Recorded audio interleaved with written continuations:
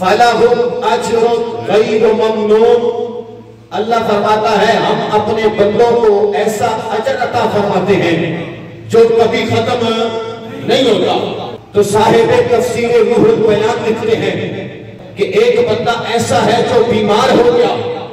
جوانی ساری نیکیوں میں گزاری، نمازیں بھی پڑھتا تھا، روزے بھی رکھتا تھا،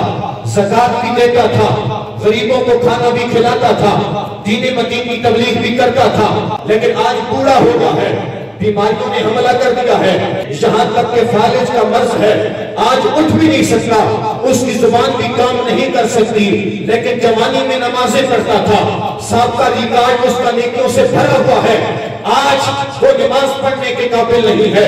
آج وہ روزہ رکھنے کے قابل نہیں ہے، آج وہ مسلمان بھائی کی خدمت کرنے کے لائق نہیں ہے، لیکن فَلَهُمْ أَجْرٌ غَيْرُ مَمْنُونٍ کے تحت صاحب تفسیر روح البیان لکھتے ہیں،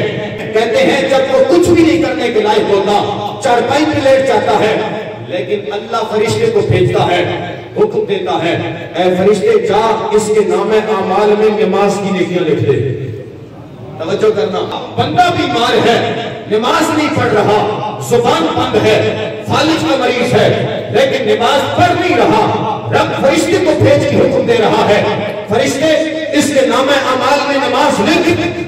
تو فرشتہ عرض کرتا ہے مولا میں تو تیرے حکم کا پابند ہوں، تیرا حکم تو یہ تھا کہ نیک عمل کرے گا تو لکھنا ہے، نہیں کرے گا تو نہیں لکھنا۔ اس نے نماز پڑھی نہیں، نماز لکھوں کیسے؟ جواب آتا ہے اے میرے فرشتے ابھی اس کا حال نہ دیکھ، اس کا ماضی دیکھ، اس کا سابقہ ریکارڈ دیکھ، اس نے کبھی نماز سے جی نہیں چرایا تھا، آج یہ بیمار ہوا ہے، آج نماز تو نہیں پڑھ رہا، لیکن ہم اس کے سابقہ ریکارڈ کو دیکھ کے اس کو آج بھی نماز کا ثواب دے رہے ہیں۔